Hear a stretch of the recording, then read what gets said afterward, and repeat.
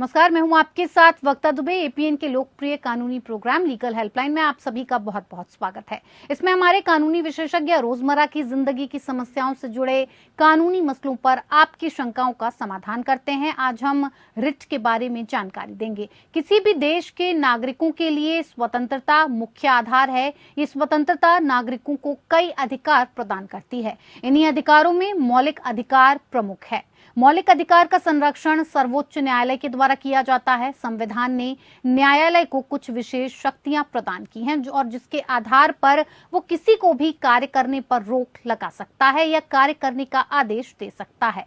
संविधान ने न्यायालय को कुछ विशेष शक्तियां या अधिकार प्रदान किए हैं जिसके द्वारा न्यायालय इन शक्तियों का प्रयोग करते हुए किसी व्यक्ति, अधिकारी या प्राधिकारी को एक कार्य करने या कार्य करने से रोकने का निर्देश देता है। इस प्रकार का आदेश चाहने वाला व्यक्ति न्यायालय में याचिका दायर कर सकता है और इस याचिका को ही रिट के नाम से जाना जाता है। संविधान के तीसरे भाग के अनुच्छेद 32 और अनुच्छेद 226 में उच्चतम न्यायालय और उच्च न्यायालयों के मौलिक अधिकारों को लागू करने का अधिकार प्रदान किया गया है। न्यायालय 5 प्रकार से रिट जारी कर सकती है। तो ये तो थी कुछ बुनियादी जानकारी। रिट पर विस्तार से कानूनी जानकारी देंगे हमारे आज के कानूनी विशेषज्ञ अधिवक्ता परमानंद पांडे जी।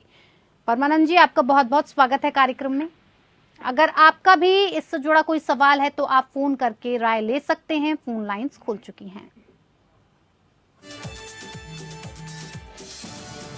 चलिए विषय की जानकारी एक बार फिर से आपको दे देते हैं। रिट से जुड़ी कानूनी जानकारी के लिए आप इन नंबर्स पर कॉल करके हमारे कानूनी विशेषज्ञ के साथ जुड़ सकते हैं और अपना सवालों के राय मशवरा लेकर आप हमारे साथ इस कार्यक्रम में जुड़ सकते हैं और राय मशवरा ले सकते हैं। हमारे नंबर्स हैं 01206127937937 61279338।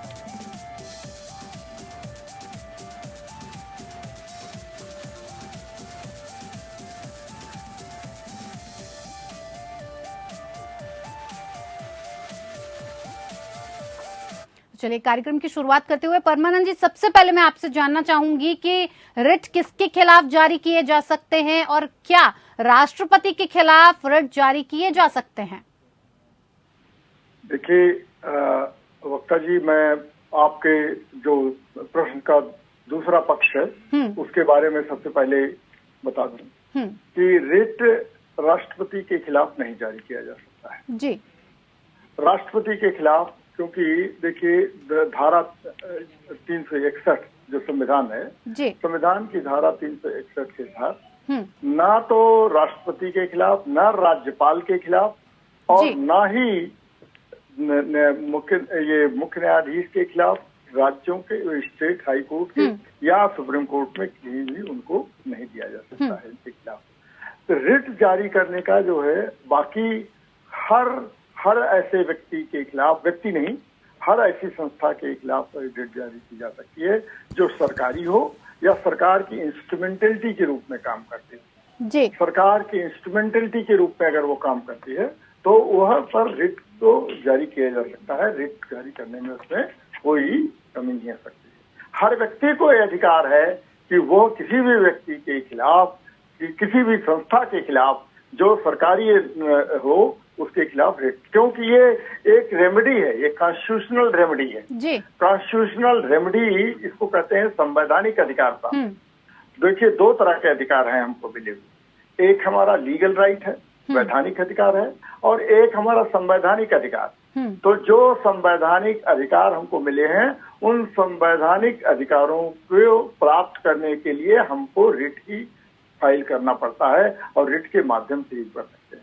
लेकिन जो आपका ये सवाल है कि क्या राष्ट्रपति के खिलाफ भी रिट जारी हो सकती है, नहीं, उसी संविधान में धारा 361 में कहते हैं कि राज्यपाल और राष्ट्रपति के खिलाफ रिट नहीं फाइल की जा सकती है किसी भी कोर्ट में। जी परमानंद जी, क्या कोई विदेशी भारत में रिट फाइल कर सकते हैं?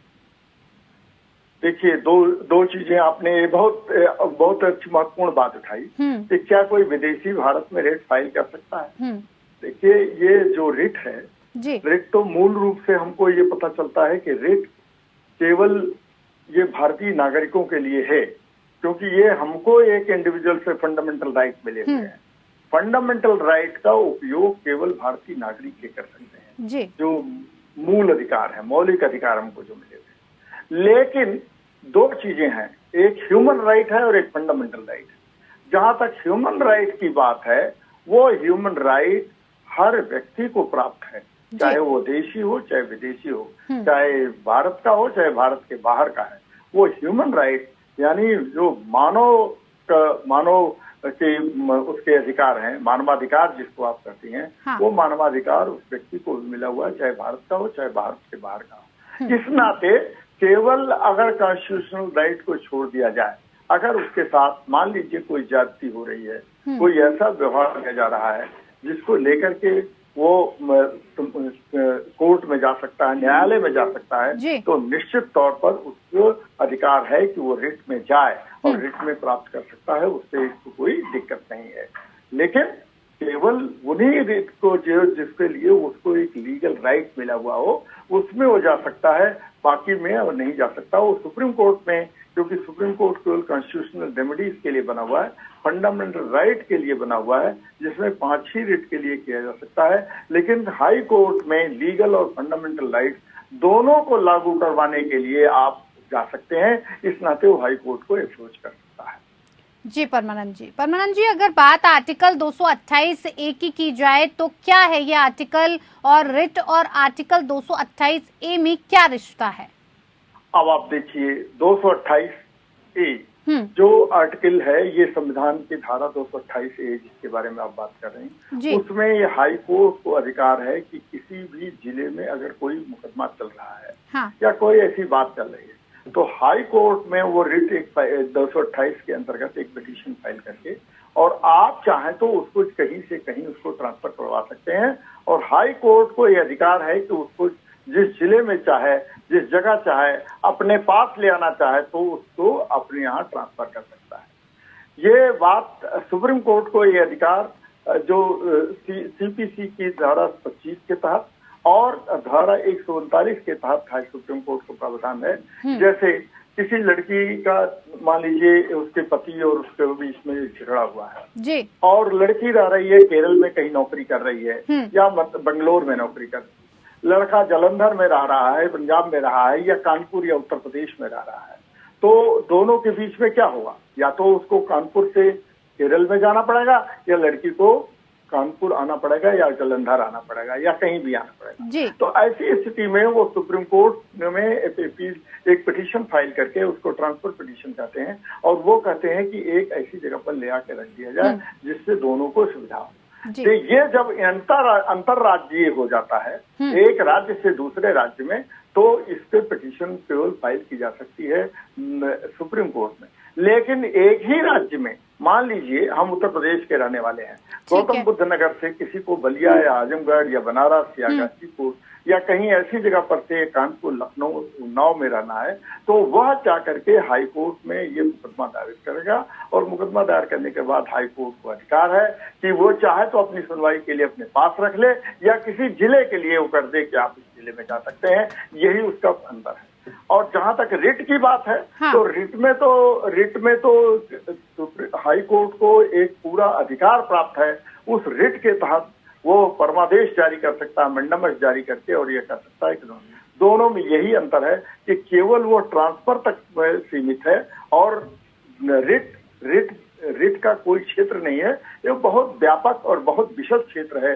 इस नाते रिट की तुलना केवल 228A से नहीं की जा सकती जी। परमानंद जी, क्या कोई कंपनी रिट फाइल कर सकती है? जी, कंपनी रिट फाइल कर सकती है। एक चीज इसमें ध्यान देने की जरूरत है कि जो रिट है वो फंडामेंटल राइट से लेकर के है और लीगल राइट के लिए। तो कंपनी का रिट फाइल करने का अधिकार क्षेत्र उतना ही है कि वो जैसे अपने लीगल राइट्स को लागू कराने के लिए जा सकती है, जाएगी। लेकिन कंपनी के खिलाफ, कंपनी अगर वो गवर्नमेंट की इंस्ट्रूमेंटलिटी नहीं है, तो उसके खिलाफ सामान्य तौर पर रिट नहीं फाइल की जा सकती। लेकिन सुप्रीम कोर्ट ने और high court, Delhi high court ने इसका एक अपवाद भी दर्ज किया है। उसके तहत ये है कि जैसे BCCI, ये आप देखा होगा कि क्रिकेट कंट्रोल जो बोर्ड है जी। ये इसके खिलाफ, ये तो प्राइवेट कंपनी है, ये तो सरकारी नहीं है, सरकार से इसका कोई लेना देना नहीं है, लेकिन चूंकि ये पब्लिक इंटरेस्ट में काम कर रहे हैं और जनता का इससे काफी जुड़ाव रहता है, जनता इससे जुड़ी हुई है, हाँ। इसलिए उस जुड़ाव को देखते हुए हाई कोर्ट या सुप्रीम कोर्ट को अधिकार है कि ऐसी कंपनियों के खिलाफ भी रिट को एंटरटेन कर सकते हैं। और तो कंपनियां भी रिट में जा सकती हैं, लेकिन वो उसी हिसाब से जा सकती हैं कि जिसमें उनका एक लीगल राइट या फंडामेंटल राइट, वो सुप्रीम कोर्ट में तो नहीं जा सकती हैं, लेकिन हाई कोर्ट में जा सकती हैं अपने लीगल राइट को लागू इन्फोर्स करवाने के लिए, लागू कराने के लिए। वो उसी हद तक जा सकते हैं कि जिस हद तक उनके लीगल राइट की जरूरत हो, क्योंकि कंपनी भी कहते हैं ना कि एक नोशनल पर्सन है, वो एक तरह का पर्सन के रूप में हो जाती है, इनकॉर्पोरेट कंपनी हो जाती है, तो वो एक नोशनल पर्सन को सामान्य तौर पर कंपनियां रिट में नहीं जाती हैं। सामान्य तौर पर उनका कॉन्ट्रैक्ट से संबंधित केस होता है तो वो स्पेसिफिक परफॉर्मेंस या दूसरी चीजों के लिए जाती हैं, सामान्य तौर पर कंपनियां नहीं जाती हैं। लेकिन अगर चाहें तो कुछ मामलों में वो दी जा सकती हैं और उसी तरह से वो उसका उपयोग कर सकती हैं, जैसे कि भारत का एक नागरिक प्रयोग कर सकता है, इंडियन सिटीजन उसका प्रयोग कर सकते हैं। परमानंद जी, कब रिट पिटिशन नॉन मेंटेनेबिलिटी हो जाता है? जी, ये बहुत अच्छा सवाल है, क्योंकि रिट को लेकर के जैसे इतने सवाल हुए हैं, तो मेंटेनेबल कब हो और कब नहीं मेंटेनेबल। ठीक है, देखिए, इसकी नॉन मेंटेनेबिलिटी जो है, ये मेंटेनेबिलिटी कब होती है? जब रिट में कोई ऐसी चीज जिसमें सप्रेशन ऑफ फैक्ट्स हो, तथ्यों को छिपा दिया गया जी। तथ्य को अगर छिपा दिया गया है, कोर्ट को इस मामले में तुरंत पता चलता है, या उसका बाहर वो नोटिस होने के बाद दूसरे वकील ने इस चीज को बताया कि नहीं ये चीजें तथ्य छिपा दिए गए हैं, तो कोर्ट उसको वहीं पर डिसमिस कर देता है, रिट को कहता है कि नहीं ये नॉन मेंटेनेबल है, इसका उपयोग, ये हम रिट का ये जो विशेषाधिकार है इसका उपयोग आप नहीं कर सकते, किसी कीमत पर आप नहीं कर सकते हैं, तथ्यों को आप सही से नहीं पेश किए हैं। तो ये एक दूसरा कारण और बता दें, रिट को आजकल कई बार ऐसा होता है कि रिट फाइल करते हैं और लोग जो है कल्यूजन होता है, माने मिली भगत हो जाती है, तो मिली भगत में और रिस्पोंडेंट के सामने वो बात कर देते हैं कि देखिए हम ये रिट फाइल कर रहे हैं और आप इस चीज को इस ढंग से करिएगा। कई बार ये जुडिशियल, हालांकि न्याय की प्रक्रिया है इसमें, लेकिन कई बार ऐसा अन्याय होने लगता है कि कल्यूजन, एक मिली भगत हो जाती है रिस्पोंडेंट के साथ। जब कोर्ट को ये पता चलता है कि ये मिली भगत है, जब कोर्ट को ये पता चलता है कि नहीं इसमें तथ्यों को छिपा दिया गया है, तो वह रिट मेंटेनेबल नहीं रह जाती है, उसकी नॉन मेंटेनेबिलिटी वहीं पर। परमानंद जी, नॉन मेंटेनेबिलिटी आपने बहुत अच्छी तरीके से समझाया, आपसे ये भी समझना चाहेंगे कि मेंटेनेबिलिटी पिटिशन क्या होता है? हाँ, देखिए, मेंटेनेबिलिटी पिटिशन तो यही है ना कि आप अपने बताइए कि रिट पिटिशन में आप बताइए कि आप पब्लिक स्पिरिटेड पर्सन है, या आपका व्यक्तिगत तौर पर इस ढंग से कि आपके साथ कोई दुर्भावना हुई है, तो जैसे 5 रिट कॉन्स्टिट्यूशनल रेमेडी है ना, ये रिट एक कॉन्स्टिट्यूशनल रेमेडी है, एक ये आपका ऐसा उपचार है जो संवैधानिक उपचार का है। तो आपके साथ या किसी भी व्यक्ति के साथ अगर उसको लगता है कि उसके इक्वलिटी का राइट उसका खत्म कर दिया गया है, या उसकी कल्चरल और एजुकेशनल फ्रीडम को खत्म कर दिया गया है, या उसको ये लगता है कि उसका 2-3 चीजें ऐसी और भी हैं कि उसको ये लगता है कि हमारे साथ ऐसी अन्याय हुई है कि जो हमारे और इसको हम तो तरीके से नहीं ले सकते हैं, तो इन सारी चीजों को जब आपको ये संवैधानिक उपचार प्राप्त है, इन्हीं संवैधानिक उपचारों को प्राप्त करने के लिए ही आप रिट को मेंटेन कर सकते हैं। लेकिन एक चीज और भी जान लीजिए कि ये रिट एक डिस्क्रिशनरी पावर है हाई कोर्ट और सुप्रीम कोर्ट के साथ। हाई कोर्ट और सुप्रीम कोर्ट इस चीज को देखते हैं कि क्या सचमुच आपके संवैधानिक अधिकारों की अवहेलना और उल्लंघन हुआ है, वायलेशन हुआ है कि नहीं। अगर वायलेशन नहीं हुआ है तो उसको वो नहीं मानेंगे, लेकिन अगर वायलेशन हुआ है तो निश्चित तौर पर रिट के तहत आपको अधिकार मिल जाएगा। और रिट का एक आप बहुत पुराने से परंपरा चली आ रही है कि रिट की शुरुआत हिंदुस्तान में, तो रिट तो एक तरह से कमांड है ना, एक अधिकार दिया, आप वो रिट को कोर्ट जो है एक कमांड की तरह से यूज करता है। और यहाँ हिंदुस्तान में बहुत पहले से नहीं शुरुआत हुई है, हिंदुस्तान में अभी केवल 50-60 साल से इसकी शुरुआत हुई है। और जैसे हुसैन खातून के साथ से शुरुआत हुई थी, या जैसे बधुआ मोर्चा के साथ शुरुआत हुई है, ये 2-4 चीजें ऐसी हुई हैं जो रेट की शुरुआत करने वाले यहाँ पर रही हुई हैं।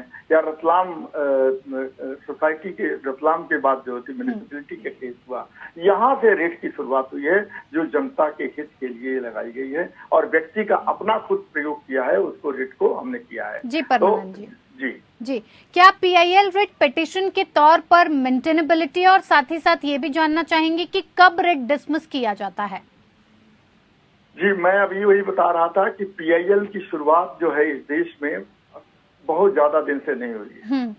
ये इसकी शुरुआत रतलाम म्यूनिसिपैलिटी से हुई है। ठीक है। और जैसे लगातार जैसे बधुआ मोर्चा या DTC के खिलाफ यहाँ पे देख लीजिए कि आप धुआं आ रहा है, कार्बन के इससे इतना उत्सर्जन हो रहा है कि उसके कारण लोगों को दमा की बीमारी फैल जा रही है, लोग परेशान हो जा रहे हैं, पॉल्यूशन बढ़ता जा रहा है, प्रदूषण बढ़ रहा है। तो ऐसी स्थिति में कोई भी आदमी PIL फाइल कर सकता है, और PIL फाइल करने के लिए वो लगता हो कि इसमें देखिए रिट में एक तरफ से ये रहता है कि केवल उस व्यक्ति को पीड़ित है तो वो जा सकता है कॉन्स्टिट्यूशनल रेमेडी लेने के लिए, लेकिन PIL में, पब्लिक इंटरेस्ट लिटिगेशन में, वही व्यक्ति जा सकता है जो पब्लिक स्पिरिटेड व्यक्ति हो, जो जिसके अंदर समाज के प्रति कुछ ऐसा कुछ करने का इरादा हो। ये लग रहा हो कि यहाँ पर बहुत सारी चीजें, अगर बांध बना दिया जाए ना किसी नदी पर, और उस नदी के बांध बनने से लाखों हजारों लोगों के लिए परेशानी का कारण बन सकता है, तो इसी के लिए PIL फाइल किया जा सकता है, जो जुरिसडिक्शन में हाई कोर्ट पड़ता है या सुप्रीम कोर्ट में वो सीधे ले आ सकते हैं, कर सकते हैं कि नहीं ये PIL फाइल करने से, क्योंकि इसमें हजारों लोगों का जीवन इसमें तबाह हो जाएगा, या कोई ऐसी चीज हो सकती है जिसको लेकर के ऐसा बनाया जा सकता है, तो उसमें PIL को वहां पर किया जा सकता है। लेकिन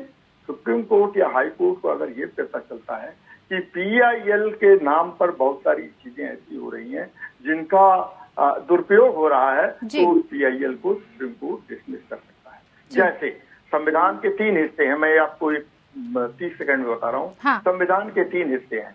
एक तो एग्जीक्यूटिव है जिसमें मान लीजिए ब्यूरोक्रेसी आती है, एक लेजिस्लेचर है जिसमें पार्लियामेंट और असेंबली होती है, और तीसरा हिस्सा है जुडिशियरी। जुडिशियरी को इतना अधिकार केवल दिया गया है कि वो रिव्यू कर सकती है पार्लियामेंट के और इसके भी एग्जीक्यूटिव के, इनके कृत्यों को रिव्यू कर सकती है। तो इन रिव्यू में मान लीजिए पार्लियामेंट ने या असेंबली ने कोई ऐसा नियम कानून या कानून बना दिया है जिससे लोगों का अहित हो रहा है या नुकसान हो रहा है, तो उसके खिलाफ रिव्यू ले आते हैं, और वो उस रिव्यू में पब्लिक इंटरेस्ट लिटिगेशन में उस चीज को सुप्रीम कोर्ट या हाई कोर्ट उसका निराकरण करते हैं।